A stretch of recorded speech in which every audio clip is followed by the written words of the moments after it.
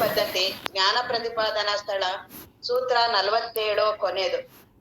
ಮೊದಲೊರೆದ ಶ್ರವಣದಿಂದುರೆ ಮನನವದರಿಂ ನಿರ್ಧರಿಸಿದ ಶಂಭುಲಿಂಗ ಪದದ ಚಲಿತ ಭಾವನೆಯೇ ನಿಧಿಧ್ಯಾಸದ ನಿಜರೂಪವದು. ಪುದುದಿಹ ಅಹಮಾದಿಯೊಳಾತ್ಮತೆಯನ್ನು ಬಹುವಿಧದ ಜಗಕ್ಕೆ ಸದಾ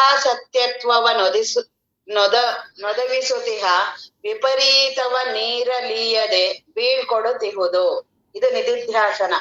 ಶ್ರವಣ, ಮನನ, ನಿಧಿಧ್ಯಾಸನ ಈ ಮೂರೇ ಜ್ಞಾನಕ್ಕೆ ಸಾಧನಗಳು. ಇದು ರಾಜಮಾರ್ಗ. ಆತ್ಮಜ್ಞಾನವನ್ನ ಹೀಗೆ ಪಡೆಯೋದು. ಶ್ರವಣ ಅಂತಂದ್ರೆ ನಾವು ಏನು ಈ ಭಕ್ತಿಯಲ್ಲೂ ಶ್ರವಣ ಬರುತ್ತೆ. ಶ್ರವಣ, ಪೂಜನ, ಕೀರ್ತನ, ಸೇವನ ಅಂತೆಲ್ಲ. ಇದು ಆ ಶ್ರವಣ ಅಲ್ಲ. ಅಲ್ಲಿ ಆ ಶ್ರವಣದಲ್ಲಿ ಭಕ್ತಿಯಲ್ಲಿ ಹೇಳುವ ಶ್ರವಣ ಏನು? ದೇವರನ್ನ ಕುರಿತು ಅವನ ಮಹಿಮೆಯನ್ನ ಕುರಿತು ಕೇಳೋದು ಮಾಡೋದಕ್ಕೆ ಶ್ರವಣ ಅಂತಾರೆ.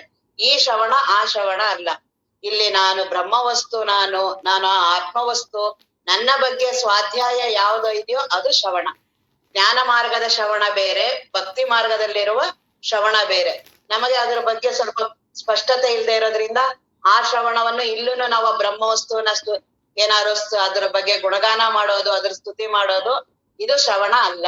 ಅಲ್ಲಿ ಆ ಭಕ್ತಿಯಲ್ಲಿ ಬರುವ ಭಕ್ತಿ ಮಾರ್ಗದಲ್ಲಿ ಶ್ರವಣ ಅದೆಲ್ಲ ಕೀರ್ತನ ಬರುತ್ತಲ್ಲ, ಅಲ್ಲಿ ದೇವನನ್ನ ಅವ್ರು ಯಾವ ದೇವನ ಬಗ್ಗೆ ಅವರಿಗೆ ಭಕ್ತಿ ಇರುತ್ತೋ ಆ ದೇವನನ್ನು ಕುರಿತು ಅವ್ರು ಅದ್ರ ಬಗ್ಗೆ ಅವನ ಬಗ್ಗೆ ಹೊಗಳೋದು, ಅವನನ್ನ ಸ್ಮರಣೆ ಮಾಡೋದು, ಅಲ್ಲಿ ಶ್ರವಣ.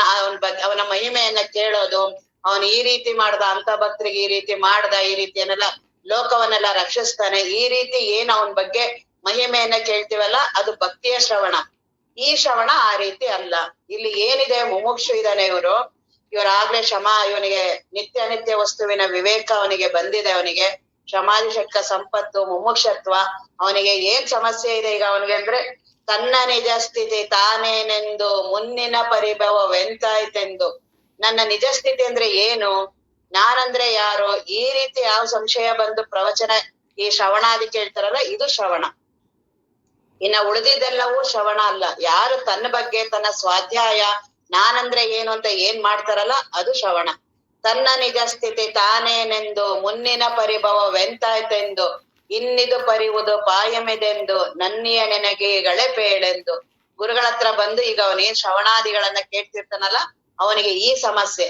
ನಾನಂದ್ರೆ ಏನು, ನಾನಂದ್ರೆ ದೇಹನ, ನಾನಂದ್ರೆ ಮನಸ್ಸ, ನಾನಂದ್ರೆ ಜೀವನ, ನಾನು ಅಂದ್ರೆ ಏನು? ಇದೇ ಜ್ಞಾನ ಚಿಂತನ, ಇದನ್ನೇ ಮಾಡ್ಬೇಕು. ಇದೇ ವ್ಯಕ್ತಿಯ ಬಂಧನ, ನನ್ನ ಭವಬಂಧನವನ್ನ ಹೋಗ್ಲಾಡ್ಸೋದು ಈ ಒಂದು ಚಿಂತನೆಯಿಂದನೇ. ಇನ್ನೆಲ್ಲಾ ಸಾಧನಗಳು ವ್ಯಕ್ತಿಯನ್ನ ಸಡಿಲ ಮಾಡ್ಬೋದು, ಅದನ್ನ ಸರಳ ಮಾಡ್ಬೋದು, ಸುಲಭ ಮಾಡ್ಬೋದು, ಆದ್ರೆ ವ್ಯಕ್ತಿಯನ್ನ ಮೀರೋದಿಕ್ಕಾಗೋದಿಲ್ಲ. ಯಾರು ಈ ಜೀವಭಾವವನ್ನೇ ಮೀರ್ತಾರೋ ಅದು ಆತ್ಮಜ್ಞಾನ. ಆತ್ಮವಸ್ತು ಇದು ಯಾವುದಕ್ಕೂ ಸಂಬಂಧ ಇಲ್ಲ. ನಾನಿರೋದೇ ಆ ಬ್ರಹ್ಮ ವಸ್ತುವನ್ನ ಅನುಭವಿಸ್ಬೇಕು ಅಂದ್ರೆ ಈ ರೀತಿಯ ಶ್ರವಣಾದಿಗಳನ್ನೇ ಕೇಳ್ಬೇಕು. ಆ ಶ್ರವಣಾದಿಗಳಲ್ಲಿ ಹೇಳೋದೇನು, ನೀನೇನು ದೇಹ ನೀನು, ನಾನು ಮನಸ್ಸು ನಾನು ಅಹಂಕಾರ ನಾನು ಅಂತ ಏನಿದೆಯಲ್ಲ, ಇದ್ಯಾವುದೂ ನೀನಲ್ಲ, ಇದೆಲ್ಲವೂ ತಪ್ಪು ಭ್ರಮೆ. ಈ ಭ್ರಮೆಯಿಂದ ನಿನಗೆ ಈ ರೀತಿ ಅನ್ಸಿದೆ. ಮೊದಲನೇ ಶ್ರವಣದಲ್ಲೇ ಅದು. ಆ ಶ್ರವಣವನ್ನ ಕೇಳೋದ್ರಿಂದ ಏನಾಗತ್ತೆ, ಅಜ್ಞಾನ ನಿವಾರಣೆ ಆಗತ್ತೆ. ಒಂದೇ ಸಲಿ ಬ್ರಹ್ಮಜ್ಞಾನ ಆಗೋದಿಲ್ಲ. ಯಾಕೆಂದ್ರೆ ನನಗೆ ದೇಹ ಭ್ರಮೆ, ಜೀವ ಭ್ರಮೆ, ನಾನು ಅದೆಲ್ಲವೂ ವಿಪರೀತ ಭ್ರಮೆ ಇರೋದ್ರಿಂದ ಉತ್ತಮೋತ್ತಮ ಶ್ರೇಷ್ಠ ಸಾಧಕ ಇದ್ರೆ ಅವನಿಗೆ ಏನೂ ಅವಶ್ಯಕತೆ ಇಲ್ಲ. ಇವರೆಲ್ಲ ಸುಖದಾಸ್ ಜಿ ಮಹಾರಾಜ್ ಅವರೆಲ್ಲ ಹೇಳ್ತಾರೆ, ಶ್ರವಣ, ಮನನ, ನಿಧಿಧ್ಯಾಸನ ಇದು ಬಹಳ ದೀರ್ಘಕಾಲದ ಸಾಧನ. ಯಾಕೆ ಅಷ್ಟೊಂದು? ಯಾರಿಗೆ ಇವನಿಗೆ ಜೀವನನ ಒಂದೇ ಸಲಿಗೆ ತನ್ನನ್ನ ತಾನು ಇಲ್ಲ ಅಂತ ಅನ್ಕೊಳ್ಳೋದಕ್ಕೆ ಇಷ್ಟ ಆಗಲ್ವಲ್ಲ, ಅವನಿಗೆ ನಿಧಾನಕ್ಕೆ ಅದನ್ನ ನೀನಲ್ಲ ಅಂತ ಬಿಡಿಸೋದು. ಶ್ರವಣ, ಮನನ, ನಿಧಿಧ್ಯಾಸನ ಅವರು ನೀನಿರೋದೇ ಬ್ರಹ್ಮವಸ್ತು. ಅದನ್ನ ಗುರುಗಳು ಹೇಳಿದ ತಕ್ಷಣ ಯಾಕೆ ನೀನ್ ಇವುಗಳನ್ನೆಲ್ಲ ಅಲ್ಲ ಅಂತ ಒಂದೇ ಸರಿ ಬಿಡೋದಿಲ್ಲ? ಆ ರೀತಿ ಬಿಡಕ ಯಾರಿಗಾಗೋದಿಲ್ವೋ ಅವರಿಗೆ ಶ್ರವಣ, ಮನನ, ನಿಧಿಧ್ಯಾಸನಗಳು. ಮತ್ತೆ ಇನ್ನ ನಿಜಗುಣರು ಇನ್ನು ತೂರ್ಯ, ಸಾಕ್ಷಿ, ತೂರ್ಯಾತೀತ ವಸ್ತು, ಅವನ್ನೆಲ್ಲ ಸಾಧಕನ ಅಂತಃಕರಣದಿಂದ ಅವನ್ನೆಲ್ಲಾ ಹೇಳ್ತಾ ಹೋಗ್ತಾರೆ. ಸಾಧಕರು ಹೇಗಿರ್ತಾರೆ ಅಂದ್ರೆ ಅವ್ರ ಅಂತಃಕರಣ ಸ್ವಲ್ಪ ಇನ್ನೂ ವಿಪರೀತ ಭ್ರಮೆಗಳಿರೋದ್ರಿಂದ ಒಂದೇ ಸರಿಗೆ ಸಾಕ್ಷಿ ಅನುಭವ ಬರಲ್ಲ. ಸಾಕ್ಷಿ ಬಂದ್ಮೇಲೆ ಈ ಸಾಕ್ಷಿಯೂ ನೀನಲ್ಲ, ತೂರ್ಯ ವಸ್ತು. ಆ ತೂರ್ಯ ವಸ್ತುವು ಸಾಧನದಿಂದ ಬಂದಿದೆ, ಅದೂ ನೀನಲ್ಲ, ತೂರ್ಯಾತೀತ ವಸ್ತು. ಹೀಗೆ ಅಂತರಂಗದಲ್ಲಿ ಮನಸ್ಸು ಅತಿ ಸೂಕ್ಷ್ಮ ಆಗ್ತಾ ಬುದ್ಧಿ ತಾನೂ ಇಲ್ದೇ ಇರೋಗಾಗ್ಬೇಕು. ಅಲ್ಲಿವರೆಗೂ ಆ ಸಾಧನವನ್ನ ಹೇಳ್ತಾ ಹೋಗ್ತಾರೆ. ಶಂಕರಾಚಾರ್ಯರು ತತ್ವ ದೃಷ್ಟಿ ಇಟ್ಕೊಂಡು ಹೇಳಿರೋದ್ರಿಂದ ಅವ್ರ ಮುಂದಿನ ಸಾಧನಗಳು ಇಲ್ವೇ ಇಲ್ಲ. ಮೂರ್ ಅವಸ್ಥೆಗಳು ನೀನಲ್ಲ, ಮುಗೀತು ಅಷ್ಟೇ. ಏನ್ ಮೂರ್ ಅವಸ್ಥೆ ಅಲ್ಲ ಅಂದ್ಮೇಲೆ ನೀನು ಉಳಿದಿದ್ದೀನೇನು, ಅದೆಲ್ಲಿ ಸಾಕ್ಷಿ, ಇದೆಲ್ಲ ಹೇಳೋನ್ ಯಾರು? ಈ ಎಚ್ಚರದಲ್ಲಿರುವ ವ್ಯಕ್ತಿನ ಮನಸ್ಸೇ ಬರ್ಬೇಕಲ್ಲ. ಎಚ್ಚರದಲ್ಲಿ ಇದಾನೆ ವ್ಯಕ್ತಿ, ಮನಸ್ಸು, ಜೀವ ಎಲ್ಲ. ಸಾಕ್ಷಿ ಹೇಳಕ್ ಬರೋನ್ ಯಾರಿದಾನಲ್ಲಿ? ಸಾಕ್ಷಿ ಅಂತ ಹೇಳೋನಾರು ಯಾರಿದಾನೆ? ಅವನು ಇವನ್ ಜೀವನ ಭ್ರಮೆನೆ ಆ ರೀತಿ ಅದನ್ನೆಲ್ಲ ಹೇಳ್ಕೊಂಡು ಹೋಗುತ್ತೆ. ಮೂರ್ ಅವಸ್ಥೆ ನಾನಲ್ಲ, ಮುಗೀತು. ಅದೇ ನಾಲ್ಕನೇದೇನೆ ಆ ಬ್ರಹ್ಮ ವಸ್ತು. ನಾಲ್ಕು ಅಂತಾನೂ ಇಲ್ಲ, ಮೂರ್ ಅವಸ್ಥೆ ಏನಿಲ್ಲ ಅದು. ಆದರೆ ನಿಜಗುಣರು ಏನ್ ಮಾಡ್ತಾರೆ, ಸಾಧಕರಿಗೆ ಅವರ ಅಂತಃಕರಣದಿಂದ ಎಲ್ಲಾ ಸಾಧಕರು ಉತ್ತಮೋತ್ತಮ ಇರೋದಿಲ್ಲ. ಹಾಗಾಗಿ ಅವ್ರು ಅದನ್ನ ಸಾಕ್ಷಿ, ತೂರ್ಯಾತೀತ ಅವೆಲ್ಲವೂ ಈ ಶ್ರವಣ, ಮನನ, ನಿಧಿಧ್ಯಾಸನದಲ್ಲಿ ಆಗೋದು. ನಾನೇ ಸ್ವತಃ ಪ್ರಯತ್ನ ಮಾಡಿ ಏನಾದ್ರೂ ನಾನು ಮನನವನ್ನ ಮಾಡ್ತೀನಿ, ನಿಧಿಧ್ಯಾಸನವನ್ನ ಮಾಡ್ತೀನಿ ಅಂದ್ರೆ ಬಹಳ ಕಷ್ಟ. ಶ್ರವಣವಾದ ಕೋಟಿ ಪಟ್ಟು ಮನನ ಆಗ್ಬೇಕು. ಆಗ ಈ ವ್ಯಕ್ತಿಯ ಭ್ರಮೆ ಹೋಗುತ್ತೆ. ನಾನಾಗಿ ನಾನು ಒಂದು ಸಲಿ ಸುಮ್ನೆ ಕುತ್ಕೊಂಡು ನೋಡು, ನಾನಲ್ಲ ಅನ್ನೋದಕ್ ಬಿಡತ್ತ ಮನಸ್ಸಾದ್ರೂ ಆಗ್ಲಿ. ಈಗ ಕೇಳ್ಬೇಕಾದ್ರೂ ಸ್ವಲ್ಪ ಸಮಾಧಾನದಲ್ಲಿ ಶ್ರವಣದಲ್ಲಿ ಮಾತ್ರ, ಸತ್ಸಂಗದಲ್ಲಿ ಮಾತ್ರ ಅದ್ರದ್ದು ನಾನುವಿನ ಪ್ರಭಾವ ಕಡಿಮೆ ಇರುತ್ತೆ. ಎಲ್ಲ ಇಂದ್ರಿಯಗಳದಾಗ್ಲಿ ಮನಸ್ಸಿನದಾಗ್ಲಿ ಸ್ವಲ್ಪ ತನ್ನ ಪ್ರಭಾವವನ್ನ ಕಡಿಮೆ ಮಾಡೋದಂದ್ರೆ ಶ್ರವಣದಲ್ಲಿ ಮಾತ್ರ. ಅದಕ್ಕೆ ಶ್ರವಣ ಅತ್ಯಂತ ಶ್ರೇಷ್ಠ. ಜ್ಞಾನ ಮಾರ್ಗದಲ್ಲಿ ಎಲ್ಲದಕ್ಕಿಂತ ಮೈತ್ರಾದೇವಿಗೂ ಅದನ್ನೇ ಅವ್ರು ಹೇಳೋದು, ನೆರೆ ಕೇಳ್ದುದನ್ನು ಅರಿದುದನ್ನೊಮ್ಮೆಯೂ ಮರೆಯದಿರೋ. ಆ ಶ್ರವಣವನ್ನ ಕೇಳ್ಬೇಕಾದ್ರೆ ಈ ನಾನು ಅನ್ನೋದು ಅಲ್ಲಿ ಮಾತ್ರ ತನ್ನ ಪ್ರಭಾವ ಮಾಡೋದಿಲ್ಲ, ಇನ್ನೆಲ್ಲಾ ಕಡೆ ತನ್ನ ಪ್ರಭಾವ ಇರುತ್ತೆ. ಮನನ ಮಾಡ್ಬೇಕಾದ್ರುನು ಅವನಿಗೆ ಏನೇನ್ ಅಡೆತಡೆ ಇದೆ, ವ್ಯಕ್ತಿಯಾಗಿ ಅವನಿಗೆ ಏನೇನ್ ಅವುಗಳೆಲ್ಲ ತುಂಬಾ ಅವನಿಗೆ ಪ್ರಚೋದನೆ ಮಾಡ್ತಿರತ್ತೆ, ಅವುಗಳನ್ನೆಲ್ಲಾ ಕಡಿಮೆ ಮಾಡಿ ಅವನ್ ಮನನ ಮಾಡ್ಬೇಕು. ನಾನಲ್ಲ ಅನ್ನೋದಕ್ಕೆ ಈ ನಾನನ್ನೋದು ನೋಡೋದಿಕ್ಕೆ ಬಿಡೋದಿಲ್ಲ. ಆ ಕಡೆ ನನ್ನ ಜೀವನ ಎಲ್ಲ ನಾನಿನ ಕೆಳಗಡೆನೆ ಇರೋದ್ರಿಂದ, ನಾನನ್ನ ಆ ಕಡೆ ನನಗ್ ನೋಡೋದಿಕ್ಕೆ ಬಿಡದೆ ಇರೋದ್ರಿಂದ ಮನನ ಬರೋದಿಲ್ಲ. ಹಾಗಾಗಿ ಶ್ರವಣವದಲ್ಲೇ ನಾವು ಮನನವನ್ನ, ನಿಧಿಧ್ಯಾಸನ ತಾನೇ ಬಂದ್ರೆ ಸುಲಭವಾಗಿ ಆಮೇಲೆ ನಾವು ಅದರದನ್ನ ಸಾಧನ ಮಾಡ್ಬೋದು. ಶ್ರವಣದಲ್ಲೇ ಮನನ, ನಿಧಿಧ್ಯಾಸನ ಮೂರೂ ಆಗತ್ತೆ. ಅದಕ್ಕೆ ಶ್ರವಣದಲ್ಲಿ ಅಜ್ಞಾನ ಹೋಗುತ್ತೆ. ಶ್ರವಣವನ್ನ ಕೇಳೋದ್ರಿಂದ ಏನಾಗತ್ತೆ, ನಾನೇನ್ ಜೀವ ನಾನು, ದೇಹ ನಾನು, ಇದೇ ನಾನು ಸತ್ಯ ಅಂತಿದ್ದೀನಲ್ಲ, ಆ ಅಜ್ಞಾನ ಮೊದಲು ಹೋಗುತ್ತೆ. ಆ ಅಜ್ಞಾನ ಹೋದ ತಕ್ಷಣನೇ ಪೂರ್ತಿ ಬ್ರಹ್ಮಜ್ಞಾನ ಆಗೋದಿಲ್ಲ, ಇನ್ನೂ ಸಂಶಯ ಇರುತ್ತೆ. ಗುರುಗಳು ಹೇಳ್ತಿದ್ದಾರೆ, ನಾನು ಆ ಬ್ರಹ್ಮ ವಸ್ತು, ನಾನು ಆ ಅರಿವು, ಇರುವು, ಆನಂದ, ನಿತ್ಯ ಪೂರ್ಣ ವಸ್ತು, ಚಿದಾನಂದ ವಸ್ತು ನಾನು, ಅರಿವಿನ ಬಯಲು ನಾನು ಅಂತಾರೆ. ನನಗದರ ಯಾವುದರ ಅನುಭವವೂ ಇಲ್ಲ. ನನಗ್ ಬರೀ ಅದೆಲ್ಲೋ ಒಂದು, ಈಗ ಸ್ವರ್ಗ ನರಕವನ್ನ ಹೇಗ್ ಕೇಳ್ತೀವೋ ಹಾಗೆ ಆ ಬ್ರಹ್ಮ ವಸ್ತುವಿನ ಬಗ್ಗೆನೆ ನಾವು ಕೇಳ್ತೀವಿ. ಅದೊಂದ್ ಬ್ರಹ್ಮ ವಸ್ತು ಒಂದಿದೆ, ಅವನ್ ಯಾರೋ ಜೀವ, ಅವನೆಲ್ಲೋ ಬ್ರಹ್ಮ ವಸ್ತು, ಯಾರ್ದೋ ಕತೆ ಕೇಳ್ದಂಗ್ ಕೇಳ್ತೀವಿ ಹೊರ್ತು ಶ್ರವಣವನ್ನ ನನ್ ಕತೆ ಕೇಳ್ದೆ ನಂದೇ ಅದು ಅಂತ ನನಗ ಕೇಳೋದೇ ಇಲ್ಲ. ನಾನು ನಂದೇ ಹೇಳ್ತಾ ಇರೋದು ಅಂತ ಗೊತ್ತೇ ಆಗೋದಿಲ್ಲ. ಅದು ಜೀವ ಆ ಶಬ್ದಗಳನ್ನ ಬಳಸದ್ ಕಲ್ತಿರ್ತೀವಿ. ಬ್ರಹ್ಮ ವಸ್ತು ಒಂದು ಕೇಳಿ ಬ್ರಹ್ಮ ವಸ್ತು ಅಂತ ಒಂದಿದೆ, ಅದು ಯಾವ್ದಕ್ಕೂ ಸ್ಪರ್ಶ ಇಲ್ಲ. ಜೀವ ಅನ್ನೋನ್ ಹೀಗಿದಾನೆ ಆಗಿದಾನೆ ಯಾರ್ದೋ ಕತೆ ಮಾತಾಡ್ದಂಗ್ ಮಾಡೋದ್ರಿಂದ ಆ ಆತ್ಮಜ್ಞಾನ ಆಗೋದಿಲ್ಲ. ಶ್ರವಣವನ್ನ ಕೇಳೋದು ನನ್ನನ್ನೇ ನಾನು ಸಂಶೋಧನೆಗೆ ತೊಡಗೋದು. ಶ್ರವಣ ಅಂದ್ರೇನೆ ನನ್ನನ್ನ ನಾನು ದೇಹ ನಾನ. ಗುರುಗಳು ಹೇಳ್ತಿದ್ದಾರೆ ದೇಹ ನಾನಲ್ಲ, ಆದ್ರೆ ನಾನ್ ದೇಹದಿಂದ ಕೂತಿದ್ದೀನಿ ಅಂತ ನನ್ಗೆ ಅನುಭವ ಇದೆ. ಇದೇ ಮನನ ಕೇಳುವ ಸಮಯದಲ್ಲೇನೆ ಗುರುಗಳು ಹೇಳ್ತಾ ಇದಾರೆ, ಕೇಳ್ಬೇಕಾದ್ರೇನೆ ನೀನ್ ದೇಹ ನೀನಲ್ಲ, ಆದ್ರೆ ನನಗನ್ಸ್ತಿದೆ ದೇಹ ನಾನು. ಅವ್ರು ಮನಸ್ಸು ನಾನಲ್ಲ, ನನಗ್ ಮನಸ್ಸು ನಾನು. ಮನಸ್ಸಿದ್ರೇನೆ ನನಗೆ ಎಲ್ಲ ಕೇಳಕ್ ಗೊತ್ತಾಗ್ತಾ ಇರೋದು. ನನಗೆ ಇಂದ್ರಿಯಗಳಿದ್ರೇನೆ ನನಗೆಲ್ಲಾ ವ್ಯಕ್ತಿ ನಾನು, ಜೀವ ನಾನು ಅಂತ ಇರೋದ್ರಿಂದನೇ ನಾನಿಲ್ಲಿ ಕೂತಿದ್ದೀನಿ. ನಾನ್ ಮನೆಯಿಂದ ಹೊರಟು ಬಂದಿದ್ದೀನಿ. ನಾನೊಂದು ಹೆಣ್ಣು ನಾನು, ಗಂಡು ನಾನು, ದೇಹ ನಾನು, ಇಂದ್ರಿಯಗಳು ನಾನು, ಕೇಳ್ತಾ ಇದ್ದೀನಿ ನಾನು, ಎಲ್ಲಾ ಪ್ರಜ್ಞೆ ನನಗಿದೆ. ಈ ರೀತಿಯ ಅನುಭವ, ಜೀವನ ಅನುಭವ ನನಗಿದೆ. ಗುರುಗಳು ಏನ್ ಬ್ರಹ್ಮ ವಸ್ತುವಿನ ಅನುಭವ ಹೇಳ್ತಿದಲ್ಲ, ಒಂದ್ ಸ್ವಲ್ಪನೂ ನನಗಿಲ್ಲ. ಇದೇ ಮನನ, ಇದನ್ನೇ ಈ ಸಂಶಯ ಮನನದಿಂದ ಹೋಗುತ್ತೆ. ಆ ಮನನವನ್ನ ಹೇಗ್ ಮಾಡೋದು ಅಂತ ಮಹಾತ್ಮರು ಬಹಳ ಉಪಾಯಗಳನ್ನ ಹೇಳಿದ್ದಾರೆ. ಸಾಕ್ಷಿ ದೃಗ್ದೃಶ್ಯ ವಿವೇಕ ಹೇಳಿದ್ದಾರೆ, ಪಂಚಕೋಶಗಳದ್ದು ಹೇಳಿದ್ದಾರೆ. ದೇಹ ನೀನಲ್ಲ ಅನ್ನೋದನ್ನ ಯಾವ ರೀತಿ ನಿನಗೆ ಸುಲಭ ಆಗತ್ತೆ, ಅಂತಃಕರಣ ತನಗೆ ಯಾವ್ದು ಇಷ್ಟ ಆಗುತ್ತೋ ಆ ರೀತಿಯಿಂದ ಮಾಡ್ಲೇಬೇಕು. ಸುಮ್ನೆ ಹೇಗೋ ಹೀಗೆ ಗುರುಗಳ ಕರುಣೆಯಿಂದ ಆಗ್ಬಿಡತ್ತೆ. ಗುರುಗಳು ಇದು ಗುರುಗಳ ಕರುಣೆನೆ. ಈ ಉಪದೇಶ ಅವ್ರ ಕರುಣೆ ಇಲ್ದೆ ಹೇಗ್ ಬರುತ್ತೆ? ಅವ್ರ ಕರುಣೆ ಇಲ್ದೆ ನಾನ್ ಹೆಂಗೆ ಶ್ರವಣವನ್ನ ಮಾಡ್ತೀನಿ?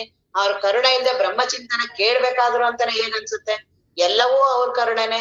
ಯಾವ್ದೋ ಒಂದು ದಿನ ಕರುಣೆಯಿಂದ ನಂಗೆ ಬ್ರಹ್ಮಜ್ಞಾನ ಆಗತ್ತೆ, ಇವೆಲ್ಲವೂ ನಾನೇ ಜೀವ ಭ್ರಮೆಯಿಂದ ಇಟ್ಕೊಂಡ್ ಮಾತಾಡ್ತಿರೋದು. ಯಾಕೆ ಯಾವಾಗ್ಲೋ ಒಂದೇ ದಿನ ಬ್ರಹ್ಮಜ್ಞಾನ? ಈಗ್ಲೇ ನಾನ್ ಯಾಕೆ ಬ್ರಹ್ಮಜ್ಞಾನವನ್ನ ಪಡಿಬಾರ್ದು? ನಾನ್ ಇರೋದೇ ಬ್ರಹ್ಮ ವಸ್ತು. ಯಾಕೆ ಜೀವನಾಗಿ ಇಷ್ಟೊಂದು ನಾನು? ಆ ಜೀವನಿಗೆ ಏನು ಅಸ್ತಿತ್ವನೇ ಇಲ್ಲ. ಅಂತ ಜೀವನನ ನಾನು ಗಟ್ಟಿ ಮಾಡ್ಕೊಂಡೇ ಪ್ರವಚನ ಕೇಳ್ತೀನಿ. ಆ ಜೀವ ಭ್ರಮೆನ ಬಿಡೋದಕ್ಕೆ ಗೊತ್ತಿಲ್ಲ.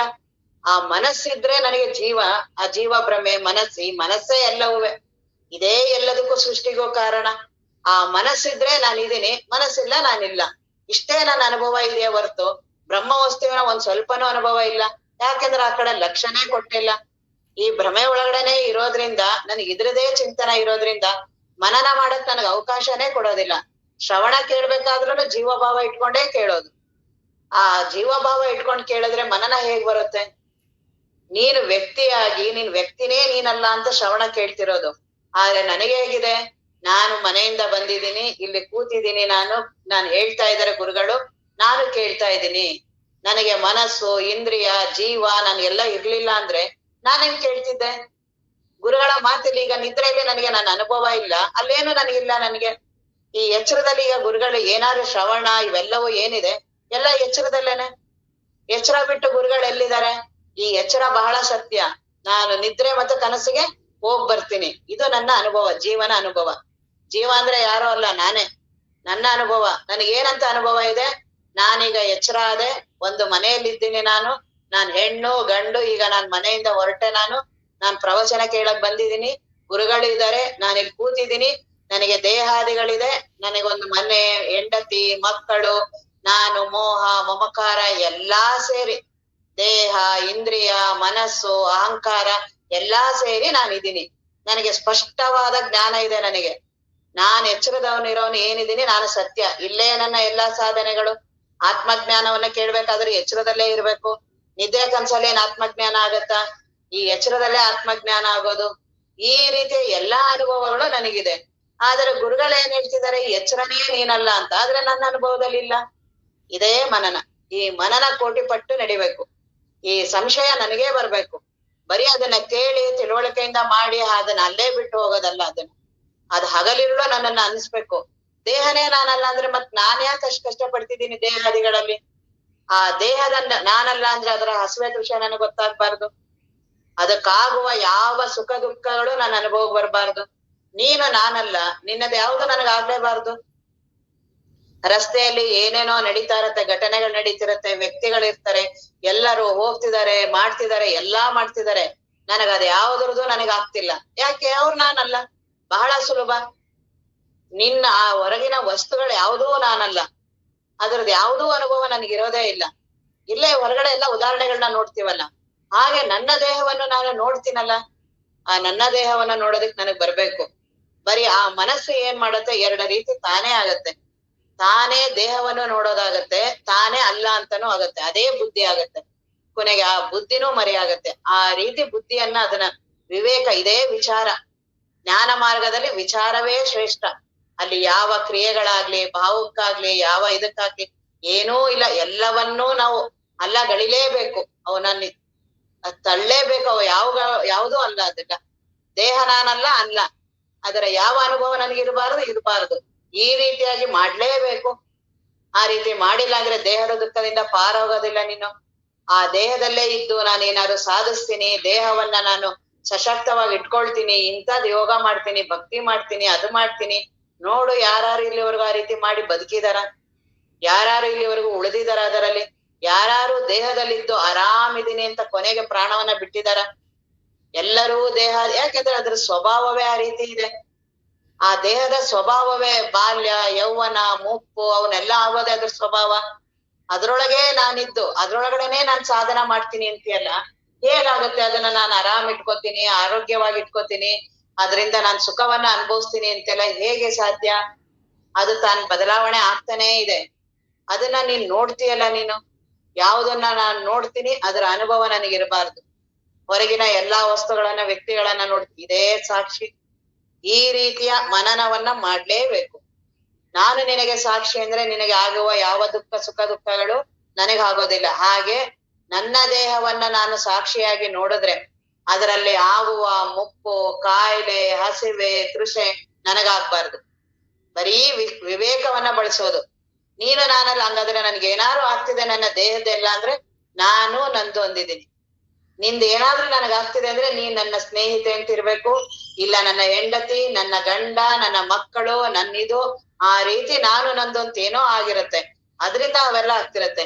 ಈಗ ಮೊಬೈಲ್ ಇದೆ, ಆ ಬೇರೆಯವ್ರ ಮೊಬೈಲು ನನಗೇನೂ ಆಗೋದಿಲ್ಲ, ಅಂಗಡಿಲಿ ಇಟ್ಟಿದ್ರು ನನಗೇನೂ ಆಗೋದಿಲ್ಲ. ಅದು ಅಲ್ಲಿ ಯಾವಾಗ ನಂದು ಅಂತ ತಗೊಳ್ತೀನೋ ಇನ್ನ ಸುಖ ದುಃಖ ಪ್ರಾರಂಭ. ಹಾಗೆ ಈ ದೇಹವನ್ನು ನಾವು ಹಾಗೆ ಅಂದಿದೀವಿ. ಈ ದೇಹದಲ್ಲೂ ನಾವೆಲ್ಲ ನಾನು ಅಂದು ಅದ್ರದ್ದೆಲ್ಲಾ ಸುಖ ದುಃಖ ಅನುಭವಿಸ್ತಾ ಇದೀವಿ. ಅದನ್ನ ಅವರೆಲ್ಲಾ ಮಹಾತ್ಮರು ಅಂತಿದ್ದಾರೆ, ಆ ದೇಹ ನೀನಲ್ಲ. ಯಾರ ದೇಹ? ಬೇರೆಯವ್ರ ದೇಹ ಎಲ್ಲ ನಾನಲ್ಲ ಗೊತ್ತಾಗತ್ತೆ, ನನ್ ದೇಹ ನಾನಲ್ಲ ಅಂತ ಗೊತ್ತಾಗ್ಬೇಕು. ಅದೇ ಕೋಟಿ ಪಟ್ಟು ಮನನ. ಅದನ್ನ ಏಕಾಂತವಾಗಿ ಮಾಡ್ಬೇಕು. ಎಲ್ಲಾರ ಜೊತೆ ಕುತ್ಕೊಂಡು ಮಾತಾಡ್ಕೊಂಡು ಹೇಗೆ ಸಾಧ್ಯ? ಎಲ್ಲಾರ ಜೊತೆ ಸೇರಿದ್ರೆ ದೇಹ ಭ್ರಮೆಯನ್ನ, ದೇಹದ ಬಗ್ಗೆ ಎಲ್ಲರೂ ಅದನ್ನ ಆಸಕ್ತಿ ಹುಟ್ಸೋ ಮಾತುಗಳನ್ನೇ ಮಾತಾಡ್ತಾರೆ ಹೊರ್ತು ದೇಹ ನಾನಲ್ಲ ಅನ್ನೋರು ಯಾರು ಮಾತಾಡ್ತಾರೆ? ಅದು ಸತ್ಸಂಗ ಒಂದು. ಅದಕ್ಕೆ ಸತ್ಸಂಗ ಅಷ್ಟೊಂದು ಶ್ರೇಷ್ಠ. ಆ ಸತ್ಸಂಗದಿಂದನೇ ನಿಸ್ಸಂಗ ಬರೋದು. ಆ ಸತ್ಸಂಗವನ್ನ, ಶ್ರವಣದಲ್ಲೇ ನನಗೆ ಆ ಜ್ಞಾನ ಹೋಗ್ಬೇಕಾಗಿದೆ. ಯಾವುದು ದೇಹ ಭ್ರಮೆ, ಇಂದ್ರಿಯ ಭ್ರಮೆ, ಇವೆಲ್ಲವೂ ಏನಿದೆಯಲ್ಲ ಅದು ಶ್ರವಣದಲ್ಲಿ ಹೋಗ್ಬೇಕು. ಆ ಶ್ರವಣವನ್ನೇ ಕೇಳ್ಬೇಕಾದ್ರೆ ತಾನೇ ಮನನ. ಈ ಗುರುಗಳು ಹೇಳ್ಬೇಕಾದ್ರೇನೆ ಮನನ ಆಗತ್ತಲ್ಲ. ಅವ್ರ ದೇಹನೇನಲ್ಲ. ಹಾಗಾದ್ರೆ ನನ್ನ ಅನುಭವಕ್ಕೂ ಅವ್ರು ಹೇಳ್ತಿರೋದಕ್ಕೂ ವ್ಯತ್ಯಾಸ ಇದೆಯಲ್ಲ. ನನಗೆ ದೇಹದ ಅನುಭವ ಇದೆ, ಅವ್ರ ದೇಹ ನಾನಲ್ಲ ಅಂತಿದ್ದಾರೆ. ನನಗೆ ಕೂತಿರುವ ಅನುಭವ ಇದೆ, ನೀನ್ ಕೂತ ಇಲ್ಲ ಅಂತಿದ್ದಾರೆ. ನನಗೆ ಉಸಿರಾಟದ ಅನುಭವ ಇದೆ, ನಿನಗೆ ಉಸಿರಾಟದ ಅನುಭವ ಇಲ್ಲ ಅಂತಿದ್ದಾರೆ. ಅದನ್ನ ಅವರು ಮನನ ಯುಕ್ತಿಗಳಿಂದ ಬಹಳ ಚೆನ್ನಾಗೇ ಹೇಳ್ತಾರೆ. ನೀನ್ ಏನ್ ನಾನು ನಾನು ನಾನು ಅಂತ ಏನ್ ಅಂತಿದ್ಯಲ್ಲ, ಎಲ್ಲಾನು ಬರೀ ಎಚ್ಚರದಲ್ಲಿರೋನ. ಆತ್ಮಜ್ಞಾನ ಪಡಿಬೇಕು ನಾನು, ಜ್ಞಾನವನ್ನ ಪಡಿಬೇಕು ನಾನು, ಏನೇ ನನ್ನ ಸಾಧನಗಳು ಎಲ್ಲವೂ ಏನಿದೆ, ಜೀವ ನಾನು, ಇಡೀ ನನ್ನ ಬದುಕು ಏನಿದೆ, ಇಡೀ ಎಚ್ಚರದಲ್ಲೇ ಇರೋದು. ಎಚ್ಚರವನ್ನ ಬಿಟ್ಟು ಎಲ್ಲಿದೆ ನನ್ನ ಬದುಕು? ಆ ಕಡೆ ಈ ಕಡೆ ತೋರ್ಸಿ ಎಲ್ಲಾದ್ರೂನು. ಕನಸಲಿನಲ್ಲಿರೋ ವ್ಯಕ್ತಿನೇ ಬೇರೆ, ನಿದ್ರೆಯಲ್ಲಿರೋನೇ ಬೇರೆ, ಮೂರೂ ಬೇರೆ ಬೇರೆ. ನಾನು ಎಚ್ಚರದವನ್ನೇ ಬಹಳ ಎಚ್ಚರದೊಳಗಡೆನೆ ಬಂದು ತಿರ್ಗಾ ನನ್ ವಿಚಾರ ಎಲ್ಲವೂ ಎಚ್ಚರದೊಳಗಡೆನೆ. ಎಚ್ಚರದಲ್ಲಿರೋನೇ ಶ್ರವಣ ಕೇಳ್ತಾನೆ, ಅವನಿಗೆ ಆತ್ಮಜ್ಞಾನ ಆಗ್ಬೇಕು, ಅವನೇ ಎಲ್ಲಾ ಸಾಧನ ಮಾಡ್ಬೇಕು, ಅವನಿಗೆ ಗುರುಗಳು. ಯಾರು? ತಿರ್ಗಾ ಎಚ್ಚರದೊಳಗಡೆ ಇರೋನೇ ಮಾತಾಡ್ತಿರೋದು. ಕನಸಿನ ಅನುಭವ ನೋಡು, ಕನಸಲ್ಲೂ ಇದೇ ರೀತಿ ಶ್ರವಣವನ್ನ ಕೇಳ್ತಿದ್ಯಾ. ಇದೇ ರೀತಿ ನೀನು ಅಲ್ಗೂ ಎಚ್ಚರ ಆಯ್ತು, ಅಲ್ಲಿ ಶ್ರವಣಕ್ ಬಂದೆ, ಅಲ್ಲಿ ಗುರುಗಳು ಕೂತಿದ್ದಾರೆ, ಅಲ್ಲೆಲ್ಲ ಪ್ರವಚನವನ್ನ ಕೇಳ್ತಿದ್ಯಾ, ಅಲ್ಲಿ ನಾನು ನಾನಲ್ಲ ಅಂತಿದ್ದಾರೆ, ಎಲ್ಲವೂ ಕೇಳ್ತಿರೋದಲ್ಲಿ. ಎಲ್ಲವೂ ಅದೇ ರೀತಿ ಕನಸಲ್ಲೂ ಇದೇ ರೀತಿನೇ ಅಂತಿದ್ಯಾ. ಆಗೇನಂತೀಯ ನೀನು? ಇಲ್ಲ ಇಲ್ಲ, ನಾನು ಕನಸಲ್ಲಿರೋದೇ ಸತ್ಯ ನಾನು. ಆದ್ರೆ ಯಾವಾಗ ನೀನು ಎಚ್ಚರಕ್ ಬರ್ತೀಯೋ ಆಗ ಅದು ಕನಸಂತ ನಿನಗೆ ಗೊತ್ತಾಗುತ್ತಲ್ಲ. ಹಾಗೆ ಈ ಎಚ್ಚರವೂ ಸಹ ಒಂದು ಕನಸು. ಹೇಗ ಅದನ್ನ ನೋಡೋದು? ನಿದ್ರೆಯಲ್ಲಿ ಇದಿರ್ಲಿಲ್ಲ ಇಡೀ ಎಚ್ಚರ. ನಿದ್ರೆಯಲ್ಲಿ ಎಲ್ಲಿತ್ತು? ನನಗೆ ನಿದ್ರೆಯಲ್ಲಿ ಯಾವ ಅನುಭವವೂ ಇರ್ಲಿಲ್ಲ. ದೇಹದ ಅನುಭವ ಇಲ್ಲ, ಮನಸ್ಸಿನ ಅನುಭವ ಇಲ್ಲ, ಎಚ್ಚರದ ಯಾವ ಉಸಿರಾಟದ ಅನುಭವ ಇಲ್ಲ. ನನಗೆ ಹಸಿವೆ ತೃಷೆ ಅಂತ ಗೊತ್ತಿಲ್ಲ, ಮಾನಾಪಮಾನ ಗೊತ್ತಿಲ್ಲ, ನನಗೆ ಕಾಯಿಲೆ ಆಗಿದೆ ಗೊತ್ತಿಲ್ಲ, ಏನೂ ಗೊತ್ತಿಲ್ಲ. ಯಾವ ಪ್ರಜ್ಞೆನೂ ಇಲ್ಲ ನನಗೆ ಗಾಢ ನಿದ್ರೆಯಲ್ಲಿ. ಅಲ್ಲಿ ದೇಹ ಜಡವಾಗಿ ಮಲಗಿದೆ. ಹೇಗ್ ಮಲಗಿದೀನ ಏನಾದ್ರು ಪ್ರಜ್ಞೆ ಇದೆಯಾ ಅಲ್ಲಿ? ಏನೂ ಪ್ರಜ್ಞೆ ಇಲ್ಲ. ಎಚ್ಚರಕ್ ಬಂದೆ, ಎಲ್ಲಾ ಪ್ರಾರಂಭ. ನಿದ್ರೆಗೆ ಹೋದೆ, ಏನೂ ಪ್ರಜ್ಞೆ ಇಲ್ಲ. ಎಚ್ಚರಕ್ ಬಂದೆ, ಎಲ್ಲಾ ಬರ್ತಿದೆ. ಈ ರೀತಿ ಎರಡನ್ನೂ ನೋಡ್ತೀನಲ್ಲ, ಆ ಅನುಭವ ನಾನು, ಆ ಸಾಕ್ಷಿಯ ಅನುಭವ ನಾನು, ಆ ಬ್ರಹ್ಮ ವಸ್ತು ನಾನ್ ಯಾವಾಗ್ಲೂ ನೋಡೋನು. ಈ ಅವಸ್ಥೆಗಳಲ್ಲಿ ಈ ಜೀವನ ಓಡಾಡ್ತಾ ಇದ್ದಾನೆ. ಯಾರು? ಆ ಜೀವ ಅಂದ್ರೆ ನಾನೇ. ಹೆಣ್ಣಾಗಿ, ಗಂಡಾಗಿ, ಒಂದ್ ಮನೆಯವನು, ಇಂಥವನು ಅಂಥವನು, ಇಂಥವನು ನಾನು, ಮುಮುಕ್ಷು ನಾನು, ಸಾಧಕ ನಾನು, ಮಾಡಿಲ್ಲ, ಮಾಡಿದೀನಿ, ಅರ್ಥ ಆಗತ್ತೆ, ಅರ್ಥ ಆಗಲ್ಲ, ಏನೇ ಬಡ್ಬಡಿಸ್ತೀನಿ, ಎಲ್ಲವೂ ಎಚ್ಚರದವನೇನೆ. ಆ ಎಚ್ಚರದವನು ಕನಸಿಗೆ ಹೋದ, ಅಲ್ಲೊಂದು ತಾನೇ ಲೋಕ ಸೃಷ್ಟಿ ಮಾಡ್ಕೊಂಡು ಅಲ್ಲೇ ತಾನೇ ಇನ್ನೊಂದ್ ರೀತಿ ಆಗ್ತಾನೆ. ನಿದ್ರೆಯಲ್ಲಿ ಅವನೇ ಹೋಗ್ತಾನೆ. ಆ ಜೀವನೇ ಮೂರಲ್ಲೂ ಓಡಾಡ್ತಾ ಇದ್ದಾನೆ. ತಾನೇ ಎಚ್ಚರ ಆಗ್ತಾನೆ, ಕನಸಾಗ್ತಾನೆ, ನಿದ್ರೆ ಆಗ್ತಾನೆ. ಅದ್ರೊಳಗಡೆ ನಾನು ಹೋಗಿ ಅದನ್ನೆಲ್ಲಾ ಅನುಭವಿಸ್ತೀನಿ. ಸುಮ್ನೆ ಅನುಭವಿಸ್ತಾ ಇರೋದು. ಆ ಅವಸ್ಥೆಗಳೇ ನಾನಲ್ಲ. ಅಲ್ಲಿ ಎಚ್ಚರದವನ್ ತಾನೇ ಒಬ್ಬ ಸೃಷ್ಟಿ ಆಗ್ತಾನೆ. ಇದೆಲ್ಲವೂ ಮನಸ್ಸಿನ ಸೃಷ್ಟಿ ಅನ್ನೋದಕ್ಕೆ ಒಂದ ಉದಾಹರಣೆ ಬಹಳ ಚೆನ್ನಾಗಿ ಅಂದ್ರೆ ಕನಸು. ಆ ಕನಸಿನಲ್ಲಿ ನನಗೆ ಕನಸಾಗತ್ತಲ್ಲ, ಅಲ್ಲಿ ಅದು ನನ್ನ ಮನೋಸೃಷ್ಟಿ ಅಲ್ವಾ? ಅದು ನನ್ನ ಮನಸ್ಸೇ ಎಷ್ಟು ಚೆನ್ನಾಗಿ ಜಗತ್ತನ್ನ ಸೃಷ್ಟಿ ಮಾಡುತ್ತೆ. ಇದೇ ರೀತಿಯ ಜಗತ್ತೇ, ಇದೇ ರೀತಿನೇ ಮನೆಯನ್ನ ಸೃಷ್ಟಿ ಮಾಡುತ್ತೆ. ಎಲ್ಲ ಹೆಂಡತಿ ಮಕ್ಕಳು, ಇಲ್ಲೇನ್ ಎಚ್ಚರದಲ್ಲಿದ್ದೀನೋ ಇದಕ್ಕೊಂದು ಸ್ವಲ್ಪನೂ ಅಲ್ಲಿ ವ್ಯತ್ಯಾಸ ಇಲ್ಲ. ಕನಸಿನ ಅನುಭವದಲ್ಲಿ ಏನಾದ್ರೂ ಸ್ವಲ್ಪ ವ್ಯತ್ಯಾಸ ಇದೆ ಎಚ್ಚರದಲ್ಲಿ ಹೇಗಿದ್ದೀನೋ ಹಾಗೆ ಇದ್ದೀನಿ. ಅಲ್ಲೇನಾದ್ರೂ ನಾನು ಕನಸು ಕಾಣ್ತಿದ್ದೀನಿ ಅಂತ ಅನ್ಸಿದ್ಯಾ? ಅಲ್ಲೂ ಇದೇ ರೀತಿನೇ ಇದೆ. ಅಲ್ಲೂ ಇದೇ ರೀತಿ ಹೆಂಡತಿ ಮಕ್ಕಳು ಅಲ್ಲಿ ಯಾರು ಬಂದ್ರು? ಅಲ್ಲಿ ಬೇರೆ ಯಾರಾದ್ರೂ ಬಂದು ದೇವ್ರು ಅವ್ರು ಇವ್ರು ಬಂದು ಸೃಷ್ಟಿ ಮಾಡಿದ್ರ? ನನ್ನ ಮನಸ್ಸೇ ಸೃಷ್ಟಿ ಮಾಡಿತು. ಮನಸ್ಸಿಗೆ ಅಷ್ಟು ಸಾಮರ್ಥ್ಯ. ತಾನೇ ಜಗತ್ತನ್ನು ಸೃಷ್ಟಿ ಮಾಡುತ್ತೆ, ತಾನೇ ವ್ಯಕ್ತಿಗಳನ್ನು, ತಾನೇ ದೇವ್ರನ್ನ ಎಲ್ಲಾ ಸೃಷ್ಟಿ ಮಾಡುವ ಸಾಮರ್ಥ್ಯ ಇರೋದು ಯಾವ್ದು? ಅದೇ ಮನಸ್ಸಿಗೆ. ಆ ಮನಸ್ಸಿಗೆ ಆ ಸಾಮರ್ಥ್ಯ ಇದೆ ಅನ್ನೋದು ನನಗ್ ಗೊತ್ತಾಗಲ್ಲ. ಆ ಕನಸಿನೊಳಗೆ ಬಂದು ಇದೆಲ್ಲ ನಿನ್ನ ಸೃಷ್ಟಿನೇ ಅಂದ್ರೆ ನಾನು ಒಪ್ತೀನ? ಯಾಕೆ ಅದ್ರೊಳಗಡೆನೆ ಇರ್ತೀನಲ್ಲ. ಆ ಮನಸ್ಸಿಗೆ ಆ ಭ್ರಮೆ ಬಂದಿರತ್ತದು. ನಾನೇ ಈ ವ್ಯಕ್ತಿಗಳನ್ನ ಅಲ್ಲಿ ಯಾರು ನಾನೇ ಇರ್ತೀನಿ, ನಾನೇ ಗಂಡನ್ನು ಸೃಷ್ಟಿ ಮಾಡ್ತೀನಿ, ಹೆಂಡತಿ ಸೃಷ್ಟಿ ಮಾಡ್ತೀನಿ, ಮಕ್ಕಳನ್ನ ಸೃಷ್ಟಿ ಮಾಡ್ತೀನಿ. ಅಲ್ಲೆಲ್ಲ ರಸ್ತೆಗಳಾಗ್ಲಿ, ಊರನ್ನಾಗ್ಲಿ, ಕರ್ನಾಟಕ, ಮೈಸೂರು, ದೇಶ, ಜಗತ್ತು, ಲೋಕ ಏನೇನಿದೆ, ಗುರುಗಳು ಎಲ್ಲಾ ನಾನೇ ಸೃಷ್ಟಿ ಮಾಡ್ತೀನಿ. ನನ್ನ ಮನಸ್ಸೇ ಸೃಷ್ಟಿ ಮಾಡುತ್ತೆ ಅಲ್ಲೆಲ್ಲವೂ. ಎಷ್ಟು ಸಾಮರ್ಥ್ಯ ಇರ್ಬೋದು ಆ ಮನಸ್ಸಿಗೆ. ಅಲ್ಲಿ ಈ ಎಚ್ಚರಕ್ಕಿಂತ ಏನ್ ವ್ಯತ್ಯಾಸ ಇದೆ ಅಲ್ಲಿ? ನನಗೆ ಇಲ್ಲಿ ಎಚ್ಚರದ ಭ್ರಮೆಯಿಂದ ಎಚ್ಚರಕ್ಕೆ ಬಂದ್ಬಿಟ್ಟು ಅಂತೀನಿ ನಾನು, ಇಲ್ಲ ಕನಸು ದಿನಾ ಬೇರೆ ಬೇರೆ ಬರುತ್ತೆ. ಅಲ್ಲಿ ಬೇರೆ ಬೇರೆ ಮನೆಗಳು, ಬೇರೆ ಬೇರೆ ದಿನಾ ಒಂದೊಂದು ಹೊಸ ಹೊಸ ಕನಸು ಹೇಳ್ತಾರವನ ಯಾರು? ಎಚ್ಚರದವನು. ಇವನಲ್ಲಿ ಇರ್ಲೇ ಇರ್ಲಿಲ್ಲ. ಈ ಎಚ್ಚರದ ಮನಸ್ಸು ಆ ಕನಸಿನಲ್ಲಿ ಇರ್ಲೇ ಇರ್ಲಿಲ್ಲ. ಇವನಿಗೂ ಅವನಿಗೂ ಒಂದು ಚೂರು ಭೇಟಿನೇ ಇಲ್ಲ. ಇವನು ಆ ಕನಸಿನ ಬಗ್ಗೆ ಮಾತಾಡ್ತಿದ್ದಾನೆ. ಈ ಎಚ್ಚರದ ಮನಸ್ಸಿದೆಯಲ್ಲ, ಎಲ್ಲಾ ಕಡೆಗೂ ತಾನೇ ಓಡ್ ಬರುತ್ತೆ. ತಂದೆ ಅನುಭವ ನನಗೆ. ಇವನಲ್ಲಿ ಇಲ್ವೇ ಇಲ್ಲ. ಎಚ್ಚರದವನ್ ಪೂರ್ತಿ ಇಲ್ಲದೆ ಇದ್ದಾಗ್ಲೇನೆ ಕನಸು ಮತ್ತೆ ನಿದ್ರೆ ಬರೋದು. ಇವನ್ ಎಲ್ಲಿದ್ದಾನೆ ಅಲ್ಲಿ? ಇಡೀ ಎಚ್ಚರದ ಎಲ್ಲಾ ಮರೆ ಆಗ್ಬೇಕು. ನಾನು ಇಲ್ಲಿ ಮಲಗಿದೀನಿ ಮರೆ ಆಗ್ಬೇಕು. ನಾನು ಇಲ್ಲಿ ಯಾರ್ಯಾರ ಗಂಡ ಹೆಂಡತಿ ಮನೆ ಇವರೆಲ್ಲಾರು ಮರೆ ಆದ್ಮೇಲೆ ನಿದ್ರೆ ಬರೋದು. ಆ ನಿದ್ರೆ ಬಂದ್ಮೇಲೆ ಅಲ್ಲೊಂದ್ ಕನಸು ಸೃಷ್ಟಿ ಮಾಡ್ಕೊಳ್ಳೋದು ನಾನು.